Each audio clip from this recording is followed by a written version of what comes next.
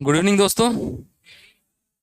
मैं डॉक्टर प्रशांत देवांगन, पेशे से एक उप पुलिस अधीक्षक नारायणपुर, उससे पहले एक्स फॉरेस्ट रेंजर, उससे पहले वेटनरी ऑफिसर।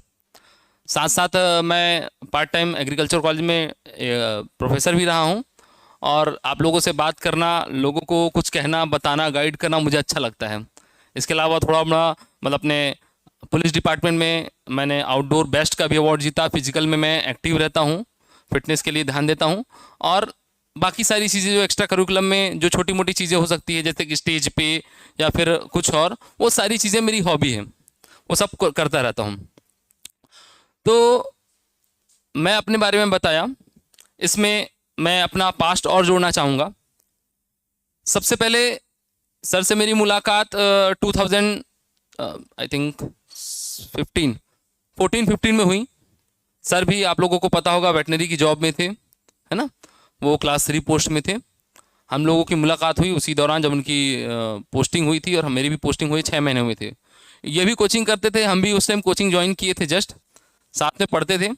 सर ने एक नया रास्ता बनाया, वो आगे बढ़े और आप देख रहे हैं वो कहाँ पर है। हमने भी एक रास्ता चुना कि हाँ, मुझे अपना एग्जिस्टेंस बनाना है, और ऐसा एग्जिस्टेंस जिससे कि लोग देखें, जाने, समझे, इंस्पायर हो, और मैं एक रास्ता लोगों को दिखा सकूं। तो हमने वो रास्ता चुना, हम तैयारी किए उन्हीं के गाइडेंस में छत्तीसगढ़, और उनकी कोचिंग के पहले जो बैच था उसमें हम लोग थे। इन द मील वाइल कुछ साल लग जाते हैं, इसमें आप सबको पता होता है, जब हम जॉब करते हैं तब, है ना। यहाँ कितने लोग हैं जॉब करते हैं, जॉब के साथ पढ़ाई कर रहे हैं? कोई है? कोई दिक्कत नहीं है, ये बहुत बढ़िया बात है कि जॉब के साथ पढ़ाई नहीं कर रहे हैं, क्योंकि जॉब के साथ पढ़ाई करना थोड़ा सा मुश्किल हो जाता है, काम होता है। हमने वैसा ही किया, इसलिए ज़्यादा टाइम लग गया, आई थिंक सो। तो उस दौरान पहले प्री निकला, फिर मेंस लिखा। उसी के दौरान फॉरेस्ट रेंजर में एक बार इंटरव्यू में गया, थोड़े से के लिए चूक गया। दूसरी बार इंटरव्यू में गया फॉरेस्ट रेंजर में, फॉरेस्ट रेंजर मिल गया। एसीएफ के लिए चूक गए।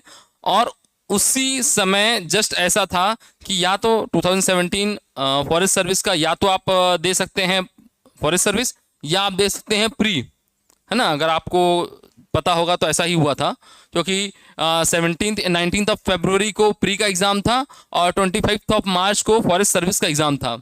और मैंने ये रास्ता तय किया, क्योंकि पहले मैं फॉरेस्ट सर्विस दे चुका था, लेकिन चूँकि मेरी चाह थी, मेरी लगन थी कि मैं एक पुलिस अधिकारी बनूं, वर्दी पहनूं, कंधों में स्टार लगे। तो मैंने ये किया कि फॉरेस्ट सर्विस को साइड करके मैंने अपने पीएससी को दिया, और ये सोचा कि जब मेरा पीएससी प्री हो जाएगा तब मैं फॉरेस्ट सर्विस पढ़ूंगा। और उसी दौरान फिर मेरा जो है प्री निकल गया, मेंस लिखा मैंने। मेंस लिखने के पहले मैं फॉरेस्ट रेंजर बन चुका था।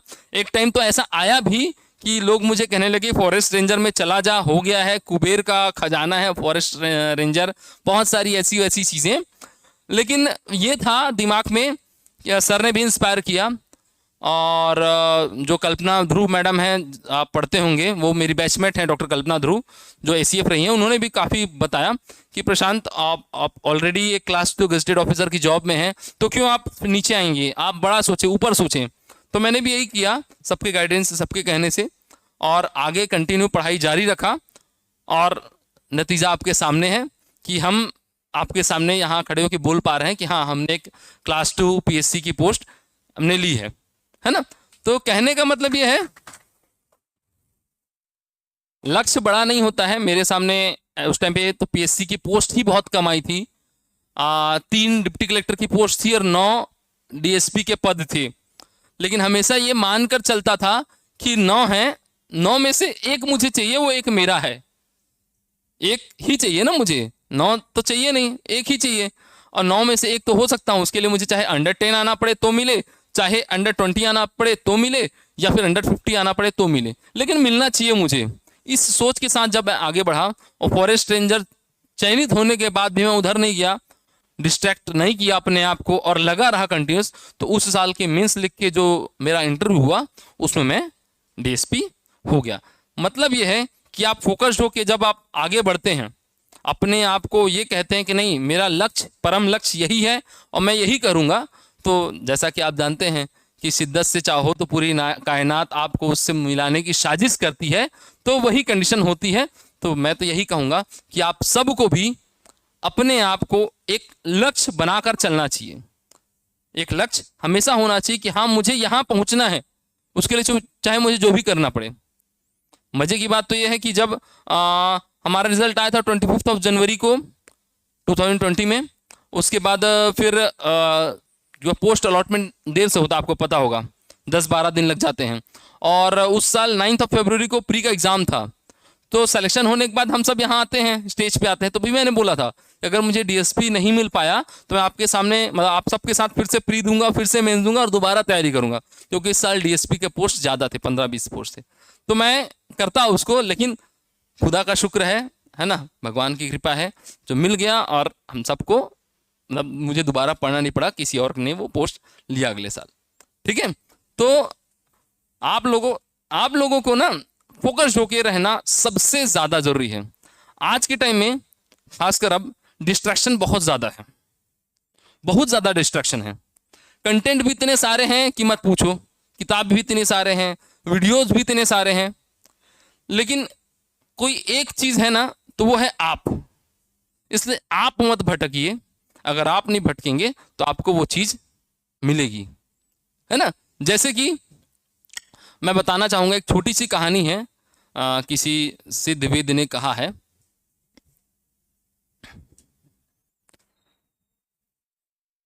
पढ़िएगा ना क्या लिख रहा हूं मैं।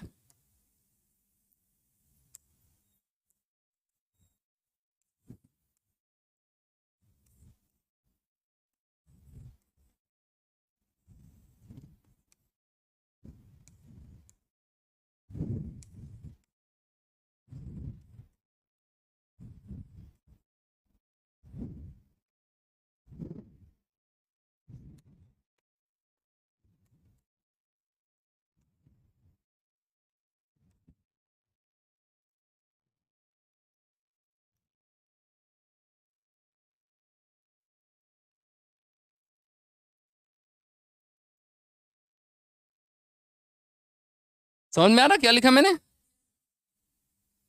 सामीप्यम, सालोक्यम, संयुक्तम, सायुज्यम। ठीक है, ये हमारा स्टेज होता है जब हम कोई भी काम करते हैं। तो ये केवल हमारा स्टेज नहीं है, ये स्टेज है अमिताभ बच्चन का, ये स्टेज है विराट कोहली का, ये स्टेज है क्रिस्टियानो रोनाल्डो का भी, है ना। सबसे पहले हम जिस चीज को चाहते हैं उसके पास जाते हैं, है ना। आप लोगों को पीएससी करना है, इसलिए आपने वो बुक खरीदी, आपने थोड़ा देखा समझा, और फिर उसके बाद आप यहां आए। ठीक है, ये हुआ पहला स्टेज नंबर 1, सामीप्यम, है ना, समीप। उसके बाद सालोक्यम, सा मतलब साथ, लोक मतलब बोलना, उक्यम है ना इसमें। कई लोग यहां आने के बाद भी पीएससी की बातें ना करके बाकी सारी चीजों में लगे रहते हैं। ठीक है ना, पीएससी की भी छोड़कर बहुत सारी चीजें लगे रहते हैं। यहाँ कुछ और देख लिया, कोई कुछ और हो गया, किसी को कोई पसंद आ गया, कोई और नई स्टोरी बन गई। लेकिन जिसको आगे बढ़ना है वो उसी की बात करेगा, उसी के बारे में कहेगा और उसी के बारे में पूछेगा लोगों से, जिसको वो चाहता है या बनना चाहता है ना। उसको कहते हैं सालोक्यम। ठीक है, मुझ में राम तुझ में राम, तो हम दोनों के एक दूसरे में राम दिखने लगता है। हम वैसे सर्कल बनाने लगते हैं जो पढ़ने वाले हैं, बन ही जाता है, आप सबको पता है। वैसा ही सर्कल बनता है जैसा हम होते हैं, है ना। थोड़े से मस्तीखोर रहेंगे तो पीछे वाले रहेंगे या आगे वाले रहेंगे, 4 लोग बैठ के यहाँ से निकलने के तुरंत बाद मस्ती करेंगे। सीरियसनेस रहेंगे तो यहाँ निकलने के बाद वो बुक की बात करेंगे, वो नोट्स की बात करेंगे और बाकी सारी चीजों की बात करेंगे। ठीक है, उसके बाद ये तीसरा स्टेज आता है संयुक्तम।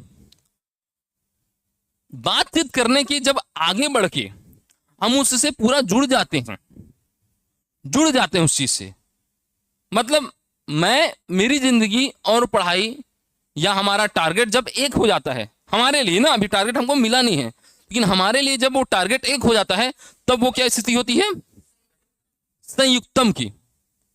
ठीक है, मतलब हम बोल तो रहे हैं, अब हम उससे इतना जुड़ चुके हैं कि अब हमको कोई और चीज दिखाई नहीं देती है, वही चाहिए, वही करना है, वही रहने दिया जाएगा हमारे साथ, हमको किसी और की आवश्यकता है ही नहीं, उसको बोलते हैं अपन बर्निंग डिजायर भी बोलते हैं। यहां पे बहुत सुना होगा आपने बर्निंग डिजायर को।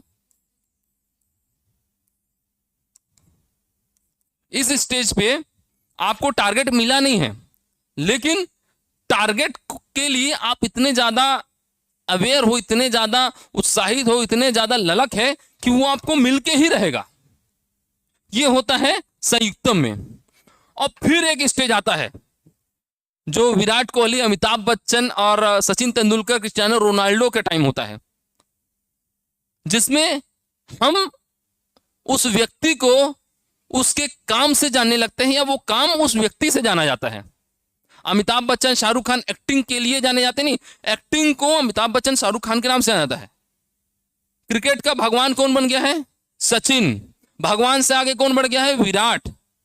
फुटबॉल के जो महान देवता जो अभी हैं लीजेंड, वो कौन है? Lionel Messi, Cristiano Ronaldo. तो वो हो जाता है सायुज्यम। युज्यम मतलब साथ एकदम जुड़ जाना, उसी से घोषित हो जाना वो चीज। तो जब इस स्टेज में हम आगे बढ़ते हैं ना, तो हमको वो क्या मिलता है? हमको वो टारगेट मिलता है। और इसके लिए 1 साल 2 साल नहीं, लगातार 10 साल 12 साल 15 साल तक जब हम चीजें करते रहते हैं तो हमको मिलते लगता है ना। जैसे हमारे पुलिस डिपार्टमेंट में बहुत सारे पुलिस अधिकारी हैं जो पुलिसिंग के लिए जाने जाते हैं, या पुलिसिंग उनसे जानी जाती है कि हाँ ये आईपीएस सर हैं, जिनके जो जब रहते हैं तो फिर पूरा जिला बहुत अच्छा चलता है, या पूरा राज्य ऐसे एडीजी या उससे बहुत अच्छा चल रहा है, क्योंकि उन्होंने अपना 10 से 15 साल दिया है।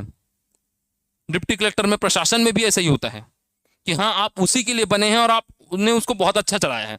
तो आपको अपनी जिंदगी को, अपनी चीजों को इसी क्रम में आगे बढ़ाना होगा। समझ रहे हैं बात को?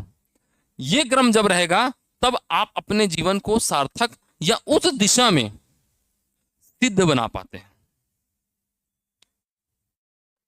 यहां से जब होके गुजरते हैं तब आप भटकते नहीं हैं, क्योंकि आपको पता होता है कि मैं यहां हूं, यहां के बाद यहां जाना है, यहां से इधर जाना है। जैसे हम पुलिस वाले हैं तो हमको ये लगता है कि नहीं यार, अब हम जहां हैं वहां पे पुलिसिंग हमसे जानी जानी चाहिए कि हाँ वो अधिकारी ऐसा था तो जिसने ऐसा ऐसा किया। समझ रहे हो ना? काम से हम जाने चाहिए, मतलब काम हमसे जाना जाना चाहिए। तो वो एक स्टेज होता है जहां से आपको यहां से निकलना होता है। यही चीज उस टाइम आती है जब आप सेलेक्ट होते हैं। कल्पना मैडम कहती है कि जब मैं इंटरव्यू होने वाला था, मेंस लिख रही थी, तब कहती हैं कि नहीं, जब मैं जाती थी तो मुझे लगता था ये लोग, ये सोच के उस टाइम उन्होंने एग्जाम्पल दिया था कि जब सड़क बन रही होती थी, मैं उस पर चलती थी, तो मुझे ऐसा लगता था कि मैं ही डिप्टी कलेक्टर हूं और ये सड़क मेरे डायरेक्शन के अनुसार बनवाई जा रही है ना। जब मैं डीएसपी होना चाह रहा था तो उस टाइम जब कोई सायरन वाली गाड़ी गुजरती थी तो मेरे अंदर में एक स्पार्क आता था कि नहीं, ये सायरन वाली गाड़ी में मैं बैठा हूं। होता ना एक अपन वो बोलते हैं उसको, जो इसमें कहते हैं लॉ ऑफ अट्रैक्शन। आप उन चीजों को क्या कर रहे हैं? अट्रैक्ट कर रहे हैं। उन चीजों को अपने आप अपने पास लाने के लिए एकदम उतावले हैं और उनको बुला रहे हैं कि हाँ मैं हूं। वो कौन सी स्थिति होती है? सायुक्तम की। तो जब इस कंडीशन में आप पहुंचते हैं, इतने ज्यादा जुझारू हो जाते हैं, तो आपको लक्ष्य मिलता ही मिलता है। ठीक है ना? मेरे एग्जाम्पल, मतलब मेरे केस में कैसा हुआ, जो मैं बताया कि जब आप शिद्दत से चाहते हो तो कायनात भी मिलाने को उतारू हो जाती है। मेरा रैंक था 19 रैंक में। आपके पास मात्र डिप्टी कलेक्टर के 3 पोस्ट हैं और डीएसपी के 9 पोस्ट हैं। तो ये सोचिए कि कैसे मुझे एक जनरल ओबीसी के लड़के को कैसे आखिरी पद मिल जाएगा। लेकिन किस्मत साथ देती है। क्या हुआ कि पहले एक जो सबसे टॉपर मैम थी, अनीता सोनी मैम, हमारी बैच की टॉपर हैं, उन्होंने डिप्टी कलेक्टर ऑप्ट ही नहीं किया, उन्होंने अकाउंट ऑफिसर ऑप्ट किया। तो एक क्रम क्या हो गया, नीचे आ गया, क्योंकि एओ हमारे बाद ही जनरल चूज करते हैं, लोग जनरली चूज करते हैं क्योंकि पता होता है। लेकिन उनका मन था, उनको ऐसा ही करना था, तो उन्होंने अकाउंट ऑफिसर चूज किया और बहुत अच्छी हैं, बहुत सफल है अभी उस जॉब में। तो वो एक रैंक पीछे आने के कारण पूरी सीरीज एक रैंक पीछे खिसक गई। वो जो आखिरी सीट थी जनरल ओबीसी वाली, वो मुझे मिल गई। कई लोगों ने, 7 8 10 लोगों ने, बड़े बड़े लोगों ने मैंने बात की थी कि सर मुझे मिल सकता है क्या, तो उन्होंने कहा कि मे बी या मेरे ख्याल से तो पॉसिबल ही नहीं है, लेकिन जब मुझे मिला तो बहुत खुश हुआ। मैंने यूनिवर्स को बोला नहीं थैंक यू बोला। क्यों? क्योंकि जो चीज़ नहीं हो रही थी, लेकिन मेरे कहने, मेरे सोचने और मेरे जो है आकर्षित करने के कारण अगर वो मुझे मिल जाती है तो वो क्या होता है, एक चमत्कार ही होता है, और वो चमत्कार ही हुआ। तो ऐसा ही आपको भी अपने आप को, अपने को उस दिशा में लेके चलना है, उस दिशा में मेहनत करनी है, ठीक है ना। ये सोच के चलना है, ये विचार करके चलना है कि मैं हूं वहां, क्योंकि यूनिवर्स वो चीज समझता है, देखता है कि हाँ आप किस दिशा में बढ़ रहे हैं। सारी चीजें एनर्जी है। मैं नहीं बोलता कि वो भगवान है, वो लक है कि कैसा है क्या है, लेकिन सारी चीजें एनर्जी है। जैसी एनर्जी आप लोगों को दोगे, यूनिवर्स को दोगे, पॉजिटिविटी दो रहे हो या बहुत सारी चीजें दे रहे हो, वैसे ही आपको मिलेगी वापस। तो जब ऐसा है तो क्यों ना आप क्या करें, उन चीजों को अपने आप आकर्षित करें, ठीक है ना। उस दिशा में करेंगे तब आपको वो चीज मिलके ही रहेगी, मिलेगी ही। अब बहुत सारे इसमें आगे पीछे होते हैं, ठीक है ना। ये तो रही थ्योरेटिकल बातें कि आपको ऐसा करना चाहिए। अब हम आते हैं प्रैक्टिकल पे। प्रैक्टिकल अप्रोच क्या रहता था मेरा जब मैं प्रिपरेशन करता था, तो ठीक है, प्रैक्टिकल अप्रोच ये होता था। समझ में आ गया ना ये सबको? Okay, that's good. हमने क्या किया, मैंने 3 चीजों पे फोकस किया, है ना। 3 चीजें। सबसे पहली चीज है रीडिंग। रीडिंग मतलब पढ़ना और उसको याद रखना, ठीक है, पढ़ना और उसको याद रखना। दूसरी चीज उसका रिवीजन करना, ठीक। और तीसरी चीज उसको टेस्ट देना। कुछ लोग एक चीज मिस कर देते हैं, डर भी लगता है, मुझे भी पहले दूसरे साल लगता था, टेस्ट। हर कोई यहां जो बैठा है, हर कोई ईमानदारी से वो टेस्ट देता है क्या? ईमानदारी से ना। ईमानदारी कहने का मतलब क्या होता है कि आपको प्री में जो 2 घंटे मिलते हैं, 2 घंटे होता है ना प्री में, कितने क्वेश्चन सॉल्व करने होते हैं? 100 क्वेश्चन। मतलब 1 मिनट में कितने क्वेश्चन हुए? मतलब एक क्वेश्चन कितने मिनट का हुआ? 2 मिनट से भी कम समय का, है ना, कि ज्यादा समय का? 2 मिनट से कम समय का हुआ। तो अब ये सोचो कि आपको यहां अगर 50 क्वेश्चन मिल रहे हैं, तो क्या आप उसको उसी शिद्दत के साथ, उसी सोच के साथ मैं एग्जाम हॉल में लिख रहा हूं, वैसा ही सोच करके आप सॉल्व करते हैं? कि बस हम ऐसे ही टिक करके आते हैं, नहीं यार आज कर देता हूं, एग्जाम हॉल में देख लेंगे? क्या होता है अप्रोच? क्या होता है अप्रोच हमारा? कैजुअल हो जाते हैं ना हम लोग, बहुत बार हो जाते हैं हम लोग कैजुअल हो ही जाते हैं। मैं भी हो जाता था कि यार अभी घर से लौटा हूं भाई, दिवाली मना के, इस बार टेस्ट ऐसे ही देते हैं, अगली बार वाला पक्का देखूंगा। ये कैजुअल अप्रोच ना आपको ले डूबता है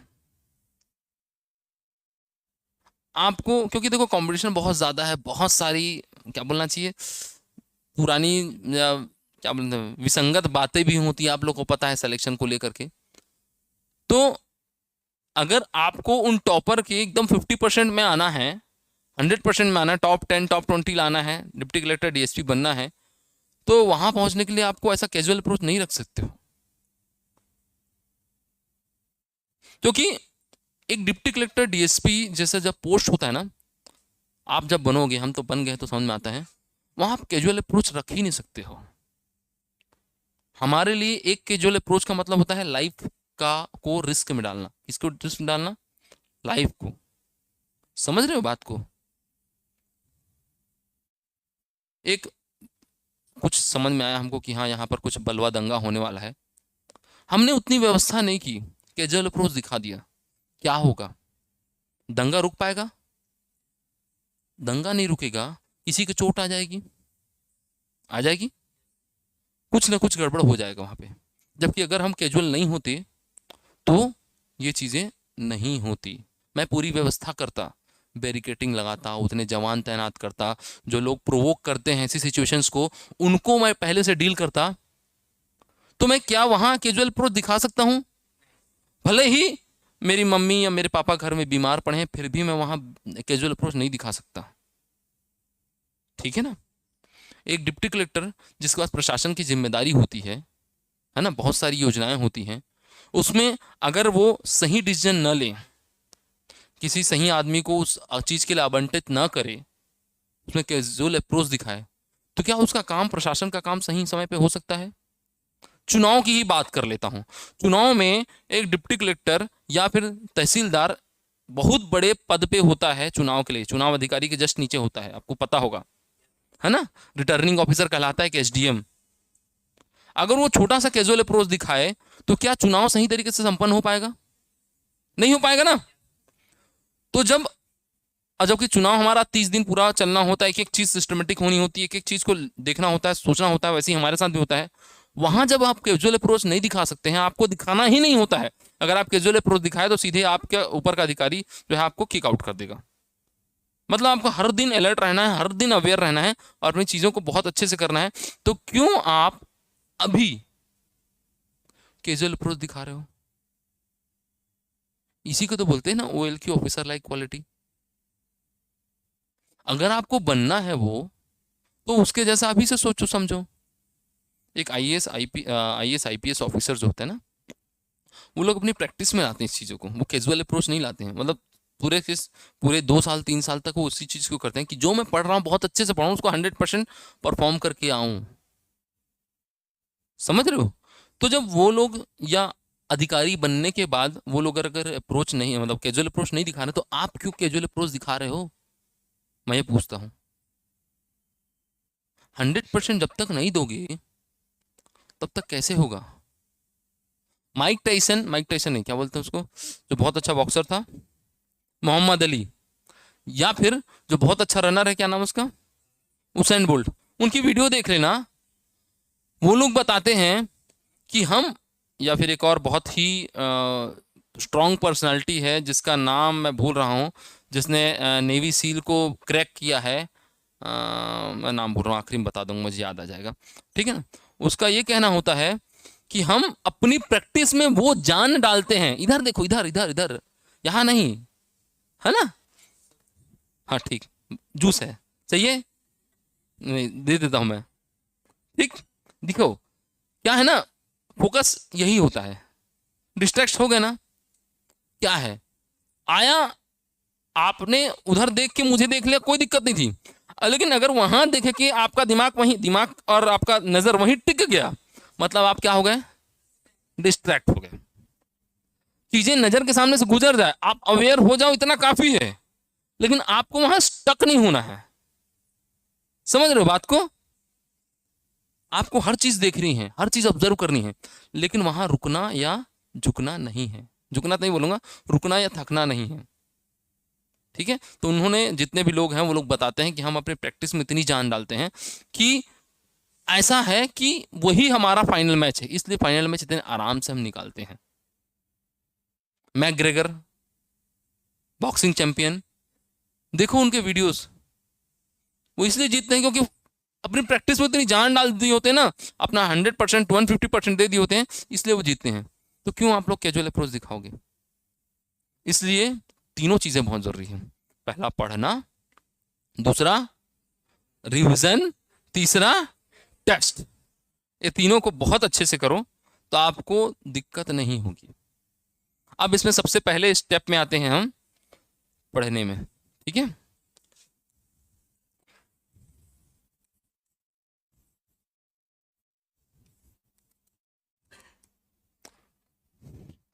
स्टडी। स्टडी का मतलब होता है अध्ययन। कितने लोग हैं जो बस पेज पलट पलट के पढ़ते रहते हैं, बोलते हैं यार एक बार रिजाइन हो गया। अच्छा, अभी मैं पूछना चाहूंगा, जस्ट अभी आप लोग 2 बैच बैठे होंगे, दोनों का दोनों प्री वाला है। प्री का कौन सा हिस्सा है, मतलब सॉरी, आपके बैच में प्री का कौन सा ग्रुप है जिनका की कोर्स पूरा कंप्लीट हो गया है? किसी का नहीं हुआ है? कौन सा छत्तीसगढ़ का कौन सा हिस्सा पूरा कंप्लीट हो गया, बताओ, चलो बताओ भाई, आप बताओ। नहीं, हिस्ट्री चल रहा है ना, तो हिस्ट्री में ना आप मुझे बता दो, क्या वाकाटा कौन से जानते हैं ना, पढ़ लिए हैं? नहीं पहुंचे हैं, स्टार्ट हुआ है। कल्चर हो गया कंप्लीट? हाँ, हो गया ना? एक आध बार टेस्ट हो गया, टेस्ट हुआ है। तो मैं पूछूं टेस्ट से कुछ? चलो भाई, घुटुल के बारे में आप बताओ 100 शब्द में। बहुत बढ़िया, मैं यही सुनना चाहता था। मतलब आपने अच्छे से पढ़ा है तो आपको याद है। आप पीछे से बताएंगे, खड़े भी ना। मड़ई के बारे में बताइए, आपने ये वाला क्लास अटेंड किया था? अच्छा, कल ही पढ़ा है तो कोई दिक्कत नहीं, बैठ जाइए फिर। देखो, कहने का मतलब ये है, भाई ने बहुत अच्छा बताया। वैसे ही आपको जो पढ़ ली है ना, स्टडी का मतलब एक होता है कि हाँ उन्होंने पढ़ाया, मैंने एक बार पढ़ लिया, दैट्स इट, ओवर। लेकिन जब यहाँ आप स्टडी की बात करते हैं, इसका मतलब होता है कि उन्होंने पढ़ाया, मैंने पढ़ा और उसको यहाँ डाल लिया। जो अभी इसने किया, क्या नाम है भाई आपका? कमलेश पटेल ने, ठीक है ना? अच्छा एग्जाम्पल था। मैं नहीं कहूंगा कि आप लोग को नहीं पता है, ऐसा मत समझिएगा, सबको पता है, लेकिन मैंने बस एग्जाम्पल दिया, ठीक है? किसी को पता था कि मैं ऐसा सवाल पूछूंगा, लेकिन वो बता पाया इसलिए क्योंकि उसकी मसल मेमोरी में वो चीज फिट हो गई थी। मैडम नहीं बता पाई क्योंकि उनकी मसल मेमोरी में नहीं गया था, एक ही दिन हुआ है पढ़ाए हुए। एग्जाम हॉल में जब आप लिखते हो ना, मेंस या प्री को, 2 मिनट से कम का समय होता है आपके पास। जब तक वो चीज आपके मसल मेमोरी में फिट नहीं होगी, तब तक आपको वो तुरंत याद नहीं आएगा। और याद आ भी गया तो क्या रहेगा? कंफ्यूजन ही कंफ्यूजन है, सॉल्यूशन का पता नहीं। यस, समझ रहे हो बात को? इसलिए आपको वो चीज एकदम फिट होना चाहिए। अब बोलोगे सर ये तो पढ़ने के लिए है, आगे के लिए तो क्या मतलब, हम तो अधिकारी बन जाएंगे। ऐसा नहीं है रे भैया। आज भी हमारे एसपी साहब, है ना, एक फाइल देते हैं उठा करके, है ना, ये देते हैं, बोलते हैं डीएसपी साहब रखिए, कल इसको तैयार करके आइएगा। पूरा एक एक पॉइंट लिखिए, क्या हो सकता है, क्या नहीं है, क्या चीजें छूटी है, क्या हो सकती है, कैसे कर सकते हैं, सॉल्यूशन क्या है, क्या है। तो आपको उसको मसल मेमोरी में फिट करना पड़ता है, बताना पड़ता है 24 घंटे के अंदर। तो इसलिए मड़ई को भी कितने घंटे में तैयार करना पड़ेगा? इसी को क्या कहते हैं? OLQ। क्या बोलते हैं? समझ रहे बात को? ये केवल यहीं तक सीमित नहीं है, ये जैसे जैसे ऊपर जाते होगे वैसे वैसे ये चीजें बढ़ती जाती हैं। इसलिए आपको अपने आप को वैसा ही तैयार करना पड़ेगा, ठीक है ना? अकाउंट ऑफिसर बने हो तो डाटा याद करने पड़ेंगे, पुलिस ऑफिसर बने हो तो धाराएं याद करनी पड़ेंगी। उपभोक्ता संरक्षण नियम, मानव सुरक्षा अधिनियम, जितने भी अधिनियम हैं, IPC CRP से कुछ नहीं, याद करने पड़ेंगे। नहीं रहेंगे तो कोई मतलब ही नहीं है, ठीक है? मतलब कैजुअल नहीं होना है। इसलिए स्टडी कैसी करनी है हमको कि वो मसल मेमोरी में जाकर के फिट हो जाए। केवल ऐसा पन्ना पलटाने से काम नहीं होगा। मेरे साथ बहुत सारे ऐसे दोस्त थे जो ये कहते थे कि हाँ मैं एक बार रिवाइज कर लिया, 2 बार रिवाइज कर लिया, तो मैं पूछा चल बता भाई इसका क्या है, जैसे भाई को पूछा, उन मैडम को पूछा, फिर हो जाते थे गोल। तो ऐसे पढ़ने का क्या मतलब? पुराने जमाने में आप लोग को पता होगा, जब वेद वेद पढ़ते थे, गुरुकुल में रहते थे, तो लोग सुन सुन के याद कर लेते थे, है ना? तभी तो वो चीजें आगे बढ़ती थी, उनके साथ चलती थी, वो लिख पाते थे। और आज भी आप लोग देखोगे आंसर वही अच्छा लिख सकता है जो उसको मसल मेमोरी में फिट हो, क्योंकि सोचने में टाइम बहुत कम मिलता है, सोच के लिखना पड़ेगा। समझ आ गया? तो ऐसा करेंगे आप लोग आज से, ठीक? ये हो गया स्टडी की बात। अब आते हैं बात रिवीजन पे। रिवीजन का सीधा फंडा है,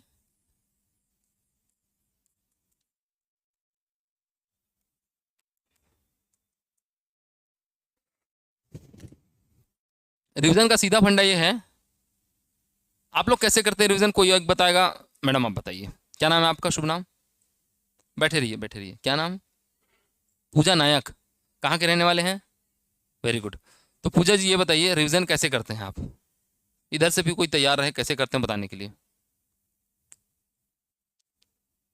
बस पढ़ते हैं, कैसे पढ़ते हैं, कितनी बार पढ़ते हैं, क्या क्या फ्रिक्वेंसी यूज़ करते हैं। जैसे आज मैंने कोई टॉपिक पढ़ा दिया, जैसे मड़ई ही पढ़ाया सर ने कल, तो उसको कब पढ़ा आपने? कल पढ़ाया, उसका अगली बार कब पढ़ोगे? अभी पता नहीं है ना, जब टेस्ट आएगा तब जरूर पढ़ेंगे सर। टेस्ट तो होने दो, उस दिन मैं जरूर पढ़ूंगा, है ना भाई। आप बताओ तो हाँ व्हाइट शर्ट में आप बताओ, आपका नाम क्या है? बैठे रहो बैठे रहो, क्या बताए? शुभम। बताइए कैसे करते हैं रिवीजन? हम्म हम्म वेरी गुड। ठीक है, लिख के करते हो एक बार उस दिन रात में किया, उसके बाद अगली बार कब करते हो? फिर सिस्टर कब कब? ठीक, ये भी तरीका अच्छा है। पीछे से बताओ भाई, अब टी शर्ट में जो है, व्हाइट टी शर्ट में, लाइट टी शर्ट में। हाँ आप ही, क्या नाम है आपका? ओह हाँ, हाँ बताइए।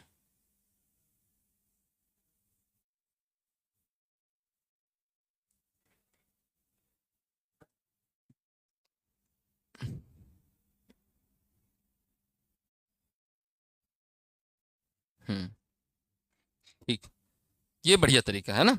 मैं यही सुनना चाहता था कि भाई ने भी बोला लिख कर पढ़ता हूँ, ये भी अच्छा है, ये भी मतलब यही तरीका अच्छा है। जिस दिन आप पढ़ाए उतने ही दिन, मतलब जैसे आपकी यहाँ 4 घंटे क्लास चली, तो आपको कम से कम 4 घंटे आपको घर में देने हैं उसको करने के लिए, ठीक है? क्योंकि यहाँ आपको वो 4 घंटे में बताए हैं, निश्चित तौर पे घर में आप उसको आधे घंटे में कर लोगे, डेफिनेटली कर लोगे आधे घंटे में, टाइम नहीं लगता है उसी दिन दोबारा पढ़ने में। लेकिन उसको 2 दिन बाद पढ़ोगे, आज नहीं पढ़ोगे तो कितना टाइम लगेगा? वो 1 घंटे का 2 घंटे लगेगा, है ना। तो सबसे जरूरी होती है आज ही पढ़ना, और आज ही उसका शॉर्ट नोट या नोट जो भी है वो बना लेना। नोट्स बनाओगे तो डबल टाइम लगता है, मान लो 1 घंटे का क्लास है, 2 घंटे बनाने में नोट्स लगेंगे, ठीक है? और देन उसके बाद क्योंकि नोट्स बनाए हो तो आपकी मेमोरी में ज़्यादा फिट हो जाएगा, और ज़्यादा फिट हो जाएगा तो अगले दिन फिर एक बार रिवाइज कर लेना, और फिर उसको रिवाइज करना 1 वीक के अंदर में, ठीक है? और फिर जब टेस्ट होगा तब, मतलब अगर टेस्ट नहीं भी हुआ तो भी अगर आप 1 डे में इसको 2 बार करते हो तो सीधे मतलब 2 बार करते हो, मतलब एक बार सुबह पढ़े एक बार शाम को, उसके बाद इसको राइट कर लेते हो, लिख लेते हो, फिर उसका करने के बाद जब लिख लिए तो और फिट हो गया, फिर उसको 7 डेज के अंदर में, चाहे सैटरडे हो संडे हो, एक दिन आप लो और उसको रिवाइज करो। रिवीजन सबसे ज्यादा जरूरी है, जितना रिवाइज करोगे उतना ज्यादा आपके मेमोरी में फिट होगा। हम क्या करते हैं, मैं भी करता था भाई, मैं अपनी बड़ाई नहीं मारूंगा, पढ़ लेते थे, हाँ हाँ हाँ पढ़ लिए, अब फिर 15 दिन तक पता ही नहीं हो सब्जेक्ट का, फिर 15 दिन 1 महीने बाद जब वो खुल रहा है तो लगता था यार सब तो बड़ा था, कहाँ गया? फिर वही दिक्कत, ना याद है, और अगर याद भी है तो क्या है, कंफ्यूजन है। इसलिए लिखना भी जरूरी है और फिर उसका टाइमली रिवीजन करना भी जरूरी है, ठीक? दोनों चीजें बहुत ज्यादा जरूरी हैं। ये नहीं करोगे तो मेंस में क्या होगा? समस्या। मेंस में आपके पास केवल 3 महीने रहते हैं, 3 महीने में कम से कम आपको 3 बार तो करना ही है, कम से कम बता रहा हूं। वरना हमारे टाइम में जो टॉपर थे वो उन्होंने कहा था हमने 10 बार कर लिया था रिवीजन, और किया भी होगा भाई, क्योंकि मैंने खुद 3 से 4 बार मैंने खुद किया था अपने 3 महीने के अंदर में, ठीक है? तो आपको करना ही पड़ेगा, कोई ऑप्शन नहीं है, वरना याद ही नहीं रहेगा, याद करना ही पड़ेगा। अब फिर आता है जब टेस्ट होता है तो फिर क्या? टेस्ट उसी जद्दोजहद के साथ, उसी चीज़ों के साथ आपको टेस्ट देना है पूरी ईमानदारी से, और जब आप ईमानदारी से टेस्ट दोगे आपको समझ में आएगा कि मैं कहाँ हूं, अब फिर उसके बाद फिर से प्रोग्रेस करोगे, ठीक है? एक अपना एग्जांपल बताता हूं, मैंने मेंस लिखा था जिस साल 2018 का पीएससी 19 में हम मेंस लिखे थे, उस साल मैं दो दो नहीं 3 पहले भी देता था टेस्ट, मतलब ड्यूरिंग उस टाइम पे हरिराम पटेल सर के यहाँ शुरुआत से टेस्ट नहीं हो रहे थे, तो मैंने एक जगह और ज्वाइन किया था, लेकिन वहाँ रेगुलर टेस्ट नहीं दे पाया मैं, परफॉर्मेंस उतना अच्छा नहीं था। 2-3 और मेरे साथी थे जो बहुत अच्छा परफॉर्म कर रहे थे उस टाइम पे, लेकिन आखिरी वाले जो टेस्ट ना उन्होंने नहीं दिया था, जो अगले साल मतलब 2019 में डीएसपी हुए, जो मैं नाम नहीं बताऊंगा, है ना। लेकिन एग्जाम के पहले जो 7 दिन यहाँ टेस्ट दिए ना हमने, उसी शेड्यूल में उसी कंडीशन को क्रिएट करके मुश्किल से 10-12 लोग थे, मुश्किल से 10-12 लोग। सच में वो मेरा टर्निंग पॉइंट था। मेंस में अगर मैं स्कोर किया, वो स्पीड आई, वो लिखने की हैबिट बनी, मेरा दिमाग काम किया, तो वो किस लिए? क्योंकि मैंने मेंस से 7 या 10 दिन पहले 2 बार वो टेस्ट दिए थे, है ना। जैसे मेरा एग्जाम मान लो 25 जुलाई को था, तो मैं 7 जुलाई से लेकर के 17 जुलाई के बीच 2 बार टेस्ट लिख चुका था, वैसे ही पैटर्न पे जैसा एग्जाम होता है, 9 से 12 और 2 से 5।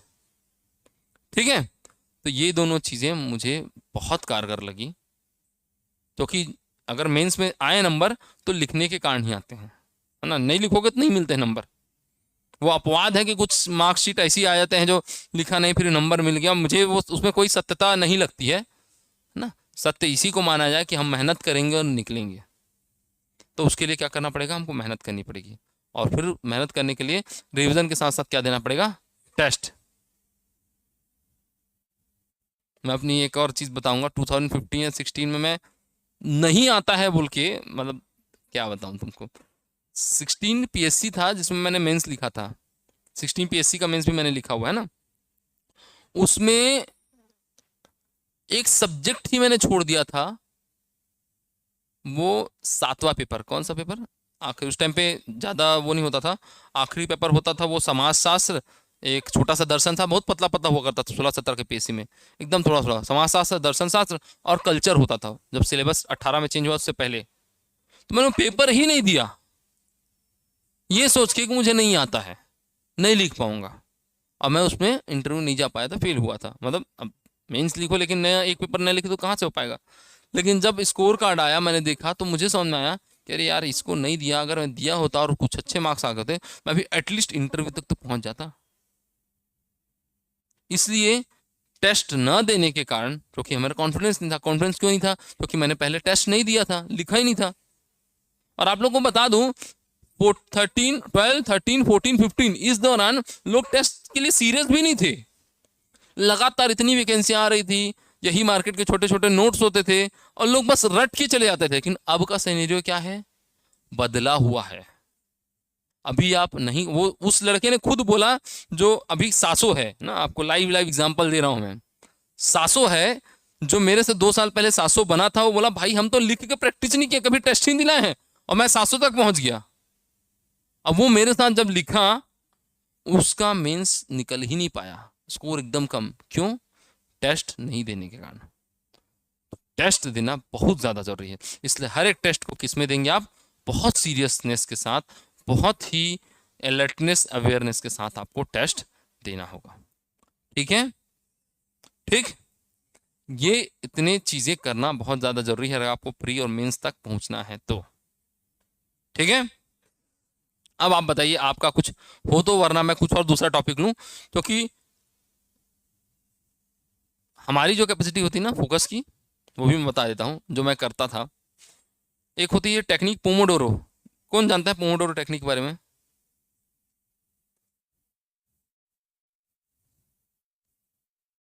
पोमोडोरो टेक्निक कौन जानता है?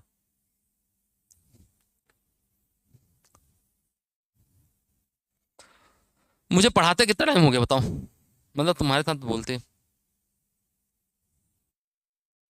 20-25 मिनट हुआ?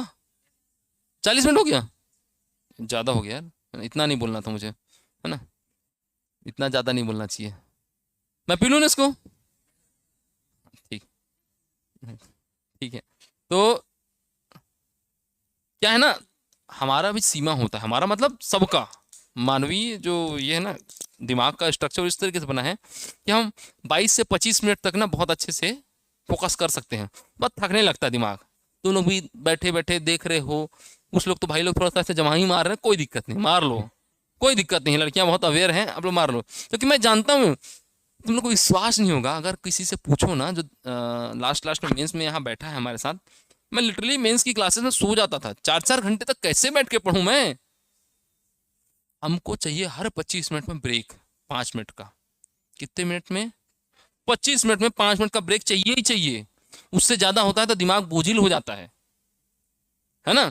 वो 5 मिनट का ब्रेक ऐसा नहीं कि फोन में बात कर लो, लेकिन आप लोगों को जो अभी तैयारी कर रहे हो, आप लोगों को ये होना चाहिए कि कम से कम आंख बंद करके शांत से को बैठ जाएं, या फिर हाथ पैर हिला लें, थोड़ा सा ऐसे ऐसे कर लें, है ना, थोड़ा सा अंगड़ाई ले लें ताकि ब्लड सर्कुलेशन नॉर्मल हो जाए। आंख बंद कर ले या कहीं दूर देखें, जो हमारे फोर्स में भी यूज़ होता है, अब फिर से लग जाएं। मैं ये काम अपने उसमें भी करता था, मतलब जो मेंस लिखता था ना, आधे घंटे होता तो मेरे को थकान लगती थी, थोड़ा सा 1 मिनट के लिए से थोड़ा आँख बंद करके बैठ जाओ भाई, वो आपको री एनर्जाइज कर देता है थोड़ा सा हल्का सा। इसलिए मैं तो कहता हूँ आप लोग सोया भी करो दोपहर में, है ना, आधे घंटे की नींद लो ही लो, एनर्जी रहेगी शाम को, वरना थकान हो जाएगी। और हर 25 मिनट में कम से कम 5 मिनट का ब्रेक ले लिया करो, तुम्हारी एनर्जी को बढ़ाएगा। यही है पोमोडोरो टेक्निक। अलार्म सेट करो, 25 मिनट पढ़ो, 5 मिनट का ब्रेक लो। ब्रेक का मतलब ये नहीं है ना, फिर बता रहा हूँ, मोबाइल में बात, मोबाइल में रील नहीं है ब्रेक का मतलब। ब्रेक का मतलब है इस किताब से अपने आंख को हटाना, अपने आंखों को आराम देना, ब्लड सर्कुलेशन जो जाम हो रहा था यहाँ बैक में, उसको थोड़ा सा रिलैक्स करना, थोड़ा सा इधर उधर उछल कूद करना, है ना, चाहे तो ऐसे हाथ पैर फैला दो, आंख को आराम दो। कुछ लाइट म्यूजिक सुनना है तो सुन लो, जिससे आपका दिमाग संतुलित रहे। और फिर उसके बाद 25 मिनट मतलब 5 मिनट बाद फिर से पढ़ने शुरू हो जाओ। और ऐसे हर 3 सेशन करने के बाद 15 मिनट का ब्रेक लो, पानी पीने के लिए या फिर कुछ हल्का फुल्का चबाने के लिए, क्योंकि चबाने से ना हमारी एनर्जी आती है। आपने देखा होगा च्युइंगम चबाते हैं क्रिकेटर्स, या हम भी कुछ चबाते हैं तो अच्छा लगता है। और गर्म पानी पी लो तो और बेहतर है, ठीक है ना। ये चीज़ किया करो, थकोगे नहीं जल्दी, वरना थकान हो जाती है हम सबको। पोमोडोरो टेक्निक बोलते हैं इसको। ये हमारी टेक्निक है, जापान की टेक्निक है। पहले हमारे गुरुओं ने इसको क्या नाम दिया मुझे नहीं पता, लेकिन ये जापानीज टेक्निक है। हाँ, पोमोडोरो, काइजन, मैं ये सब दुनिया भर की चीज़ें पढ़ते रहता हूँ तो मुझे पता होता है, ठीक है। मैं करता था इसलिए मैं बता रहा हूँ, जो चीज़ें किया हूँ वो बताया हूँ। 25 मिनट 5 मिनट का ब्रेक, ठीक है। अब थोड़ा सा तुम लोग अगर समय हो, 7 तो वैसे बज गया, फिर भी 10 मिनट है अपने पास, ठीक है। थोड़ा सा खड़े हो जाओ आप लोग सब, हाँ, थोड़ा हाथ पर हिला लो अच्छे से, ऐसे ऐसे पूरा कर लो, ऐसे ऐसे पूरा करो, ऐसे हाथ पर हिला लो, हाँ ऐसे थोड़ा सा आगे पीछे ऐसे ऐसे कर लो, पूरा करो पूरा करो, अच्छे से करो। अभी और पढ़ना है ना आप लोग को कि छुट्टी हो जाएगी, पढ़ना है ना, हाँ, थोड़ा हाथ पर हिला लो बढ़िया से, है ना। थोड़ा सा आँख बंद करना है, बंद कर लो बैठ के, बस फिर बैठ जाओ। अब विचार करो कि मेरे से क्या सवाल पूछना है। 15 मिनट है अपने पास, मैं बता दूंगा, वरना एक सिंपल सा टॉपिक है ब्लड ग्रुप, जिसको नहीं पता होगा मैं पढ़ा दूंगा अगर सवाल नहीं पूछोगे तो, ठीक है। कि माता पिता का ये ग्रुप है, बच्चे का क्या ग्रुप होगा वो मैं सोच के आया था, मैं पढ़ा दूंगा, है ना। या फिर तुम लोग को जो सवाल पूछना है वो पूछ लो, बैठ जाओ, आंख बंद कर लो, मैं इसको थोड़ा सा पी के आता हूँ, 2 मिनट लगेगा बस, ठीक है। तो कोई सवाल? पक्का? ठीक, हम आगे बढ़ते हैं। देखो ब्लड ग्रुप जो होता है ना, कितने प्रकार के ब्लड ग्रुप देखे गए हैं हमारे? 4 ना। एक और होता है RH फैक्टर करके। तो ब्लड ग्रुप की खोज किसने की थी? लैंडस्टेन, है ना, वेरी गुड। और RH फैक्टर की खोज किसने की थी? आज सर्च कर लेना, दोनों चीजें बहुत महत्वपूर्ण है, एग्जाम में आती हैं, ठीक है। अब ब्लड ग्रुप का मतलब ये होता है, 4 प्रकार के ब्लड ग्रुप, 4 प्रकार के ब्लड ग्रुप मैंने लिख दिए, ए बी और O, ठीक है। ए ब्लड ग्रुप में क्या होता है जिसके कारण उसको चढ़ाएं या ना चढ़ाएं? क्या होता है इसके अंदर बताओ तो, सिंपल वे में एंटीजन और एंटीबॉडी होता है। तो ए ब्लड ग्रुप में कौन सा एंटीजन होता है बताएंगे प्लीज? ये क्या हो रहा है? एंटीजन, अच्छे से बोलो ना, कॉन्फिडेंस नहीं है क्या? इधर से कोई बताओ, ब्लड ग्रुप ए में कौन सा एंटीजन होता है? ए, बी या O? ए, वेरी गुड। और क्या होता है? एंटीबॉडी 0, ठीक है, इसी को O बोल देते हैं, ठीक है। बी ब्लड ग्रुप में, ये ब्लड ग्रुप बी है, इसमें क्या रहेगा? एंटीजन बी रहेगा और एंटीबॉडी O, मतलब नहीं रहेगा, ठीक है। एक्चुअल में नहीं होता है, इसमें एंटीबॉडी ना छोटा उसको बी से डिनोट करते हैं, अपन बायो पढ़ते हैं ना तो बताते हैं, लेकिन सिंपल वे में पीएससी के हिसाब से अपन इसको ये मानते हैं कि इसमें नहीं होता। ठीक है, उसके बाद ए बी में होता है ए और बी भी होता है ना, और ओ में क्या होता है, एंटीबॉडी बस होता है, एंटीजन नहीं होता। ठीक है, अब देखो होता क्या है, जब ये ब्लड ग्रुप वाला लिख देता हूं ना, ब्लड ग्रुप,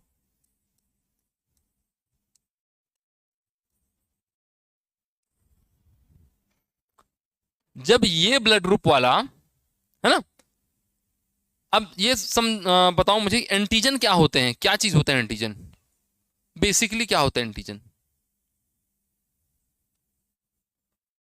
हमारे को वो कोई भी इन्फेक्शन होता है ना, तो उसमें हमारे शरीर में क्या आता है, जिससे क्या आता है, बैक्टीरिया आते हैं ना। तो जब बैक्टीरिया आते हैं तो हमारे बॉडी में क्या बनता है, एंटीबॉडी बनता है। क्यों बनता है एंटीबॉडी, लड़ने के लिए, किससे लड़ने के लिए, तो बैक्टीरिया क्या है, एंटीजन है, क्या है, ये जो बैक्टीरिया है ना वो एंटीजन कहलाएंगे। क्यों, क्योंकि बाहर से आए हैं, और उससे कॉम्बैट करने के लिए हमारे शरीर में बनता है एंटीबॉडी। एंटीबॉडी कौन सी सेल्स बनाते हैं, white blood cells, very good. White blood cells का ही जो लिम्फोसाइट वाला हिस्सा होता है ना, और बहुत सारे होते हैं, मोनोसाइट, लिम्फोसाइट, यही एंटीबॉडी रिलीज करते हैं, है ना, ये इनसे बाइंड करता है और उसको कॉम्बैट करता है।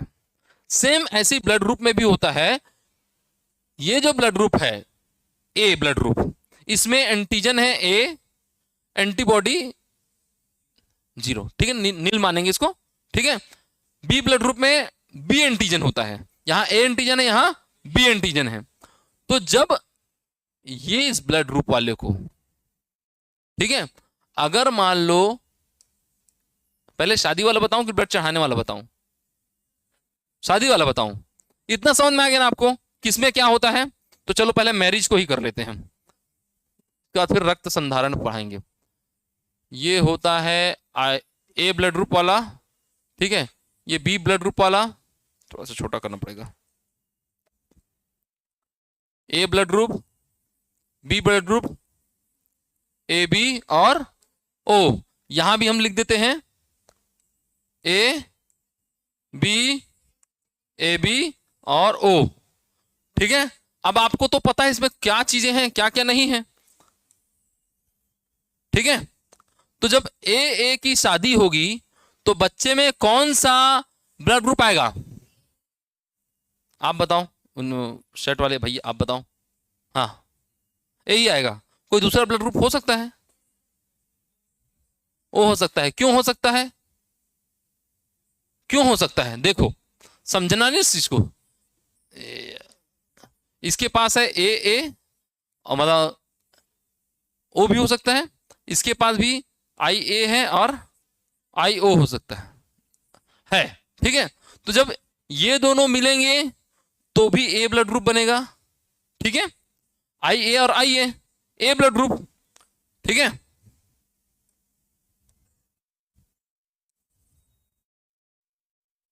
छोटा करना पड़ेगा इसको।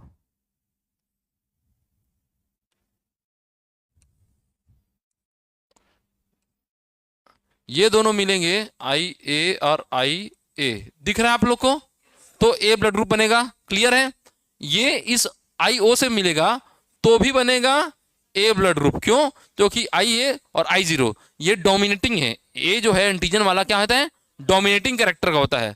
ठीक है ना, आप लोग जेनेटिक्स पढ़ेंगे तो समझ में आएगा, एक डोमिनेटिंग कैरेक्टर होता है। तो ए जो है ओ पे डोमिनेटिंग है, अगर ओ है तो ओ रहेगा, लेकिन ओ के साथ अगर ए या बी मिल जाएगा तो क्या हो जाएगा, वो बी या ए हो जाएगा। ठीक है, वैसे ही यहां पर क्या रहेगा, आई ओ और आई ए, तो यहां भी तीनों में ए ब्लड ग्रुप आ रहा है, लेकिन अगर ये और ये मिल गया तो क्या हो जाएगा, ओ, मतलब ये वाला ब्लड ग्रुप कौन सा हो जाएगा, ओ ब्लड ग्रुप। मतलब यहां पर हमारे पास ए ब्लड ग्रुप भी हो सकता है और ओ ब्लड ग्रुप भी हो सकता है। क्लियर है, तो जब बच्चा ओ है और अगर पिता ए है तो भी हमारे पास जो वो आएगा क्या, मदर, ये मदर साइड है, तो वो ए ब्लड ग्रुप भी हो सकती है और ओ ब्लड ग्रुप भी हो सकती है। ये हम आगे देखेंगे। ये समझ में आया आप लोग को? क्लियर है? सेम ऐसे सब में करते हैं। तो हमको समझ में आया जैसे ए और ये बी, मदर है, ये फादर है। बी के पास क्या है, आई बी है और आई ओ है। तो ए बी मिलेगा तो यहां ए बी ब्लड ग्रुप बन सकता है। ए ओ मिलेगा तो यहां ए ब्लड ग्रुप बनेगा। ओ बी मिलेगा तो बी ब्लड ग्रुप मिलेगा और ओ मिलेगा तो क्या मिलेगा, ओ ब्लड ग्रुप।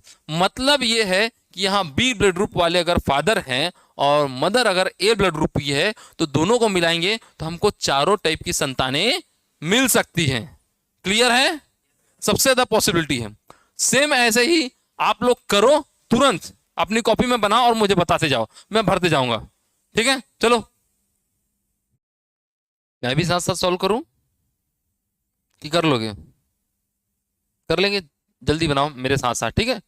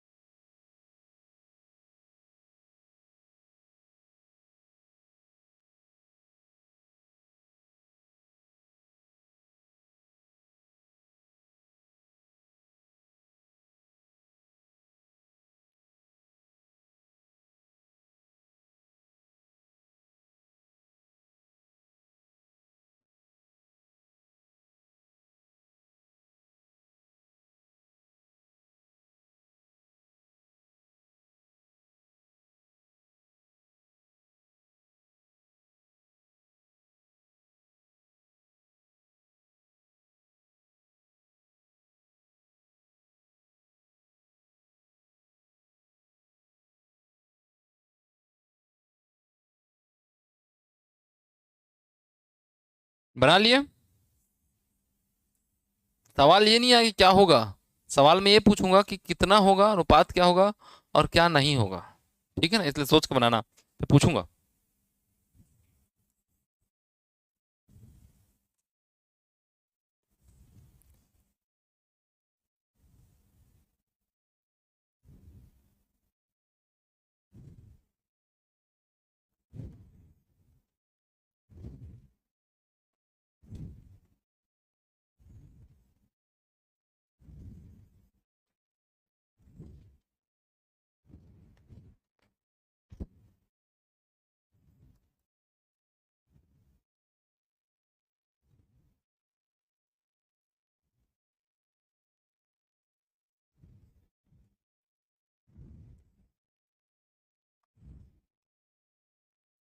ठीक है, हो गया, तो जल्दी चलो देखो इधर,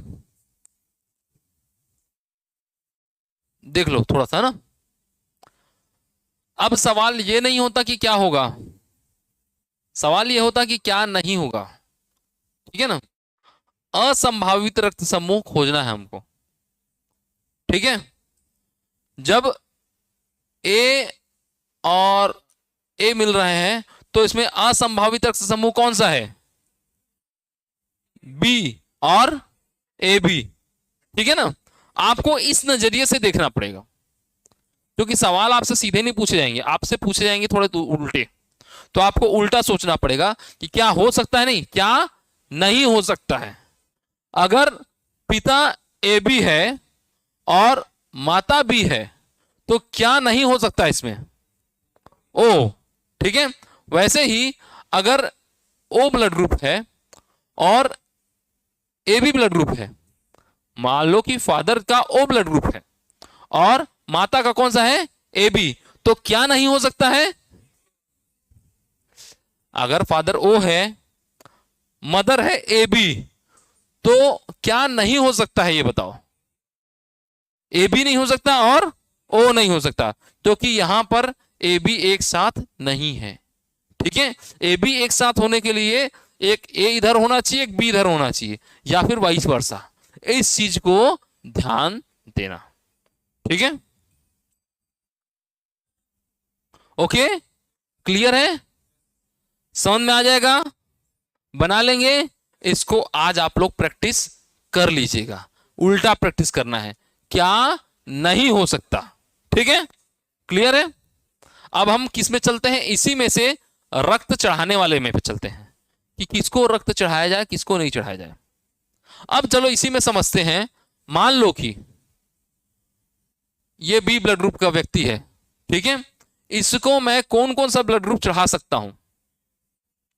एक तो बी चढ़ा सकते हैं, दूसरा ओ चढ़ा सकते हैं। बी क्यों चढ़ा सकते हैं? क्योंकि उसमें ए एंटीजन नहीं है। सिंपल सी बात है, थोड़ा सा समझो। जो मेरे पास नहीं है, जो मेरे पास नहीं है, अगर वो मुझे मिलेगा तो मैं उससे नफरत करूंगा। ठीक है, ऐसा कई बार होता है ना, ह्यूमन टेंडेंसी, ये मेरे ज्यादा बढ़ गया है, मैं यार उसको क्यों पसंद करूं, हम दोनों साथ में थे, मैं पसंद ही नहीं करता उसको। होता है ना ईर्ष्या। सेम ऐसे यहां पर भी है, जो मेरे पास नहीं है, ठीक है, तो उससे मैं ईर्ष्या करूंगा ही करूंगा। B antigen, B blood group, इसके पास एंटीजन है बी, क्या नहीं है इसके पास? एंटीजन ए नहीं है। तो अगर बी ब्लड ग्रुप के व्यक्ति को ए चढ़ाया जाएगा तो वो जो है समस्या पैदा करेगा, उसको एक दूसरी बीमारी बोलते हैं। क्या बोलते हैं उसको? दूसरा ब्लड ग्रुप चढ़ा देते हैं, उस बीमारी को क्या बोलते हैं? क्लॉटिंग होती है ना, एक मेडिकल टर्म है, मुझे भी याद नहीं आ रहा है। ठीक है, वो उसकी वजह से क्लॉटिंग हो जाती है, एंटीजन एंटीबॉडी दोनों मिक्स हो जाते हैं और तुरंत ब्लड क्लॉट हो जाता है और आदमी की मृत्यु भी हो सकती है ऑन द स्पॉट। इसलिए ये चीज याद रखना है आप लोगों को, जो चीज जिसके पास नहीं है उसको नहीं चढ़ा सकते हैं। इसीलिए सार्वत्रिक, क्या बोल रहे हैं, यूनिवर्सल डोनर कौन होता है और यूनिवर्सल रेसिपिएंट कौन होता है? A B. ठीक है, लेकिन अगर हम इसमें आरएच फैक्टर को जोड़ दें, आरएच फैक्टर किस जानवर से लिया गया है? रिसस मंकी से लिया गया है ना, उस ग्रुप से आया है। तो आरएच प्लस का मतलब क्या हुआ? उसमें वो आरएच का प्रोटीन जो है प्रेजेंट है। इसलिए मान लो कि आपके पास आया ओ पॉजिटिव और ओ निगेटिव, तो कौन से ब्लड ग्रुप को आप यूनिवर्सल डोनर बोलोगे? किसको बोलेंगे? फिर भाई ओ नेगेटिव होगा यूनिवर्सल डोनर, क्योंकि उसके पास एंटीबॉडी, सॉरी एंटीजन नहीं है। जैसे देखो, अभी इसको क्लियर कर लेते हैं। ये मान लो हो गया ए पॉजिटिव, ये सॉरी ओ पॉजिटिव, ये होगा ओ नेगेटिव। मतलब ओ पॉजिटिव मतलब इसके पास आरएच फैक्टर है, इसके पास आरएच फैक्टर नहीं है। ठीक है, समझना इस चीज को। मेरे पास जो नहीं है उससे मैं नफरत करूंगा, सिंपल सी बात है। इन दोनों में से मेरे को चढ़ाना है किसको? ए बी को चढ़ाना है। तो मैं ए बी मतलब समझ रहे ना, ए बी किसको चढ़ाना है? ए बी हो सकता है पॉजिटिव हो सकता है नेगेटिव हो, अभी आपको पता नहीं है। ठीक है, टेस्ट नहीं हुआ इसका। तो अगर ए बी पॉजिटिव है तब तो आप पॉजिटिव चढ़ा दोगे, लेकिन अगर ए बी नेगेटिव रहा, आरएच नेगेटिव रहा, तो किसको चढ़ाना पड़ेगा? ओ नेगेटिव को। तो यूनिवर्सल डोनर कौन हुआ? ओ नेगेटिव हुआ। ठीक है, और यूनिवर्सल एक्सेप्टर कौन हुआ फिर? ए बी नेगेटिव की पॉजिटिव? पॉजिटिव। ठीक है, क्योंकि अगर ये नेगेटिव रहेगा और इसको पॉजिटिव चढ़ा दोगे तो क्या हो जाएगा? समस्या। समझ में आया चीज? क्लियर है? इतना कोई कंफ्यूजन तो नहीं है? इस चीज को आप अच्छे से तैयार कर लेना। हर 3 साल 4 साल में ये क्वेश्चन आ जाता है, और जब आता है तो आपको टाइम टेकिंग लगता है, क्योंकि आपको ये गणित सॉल्व करना पड़ेगा। ये क्या है? मैथमेटिक्स है, सिंपल है कैलकुलेशन।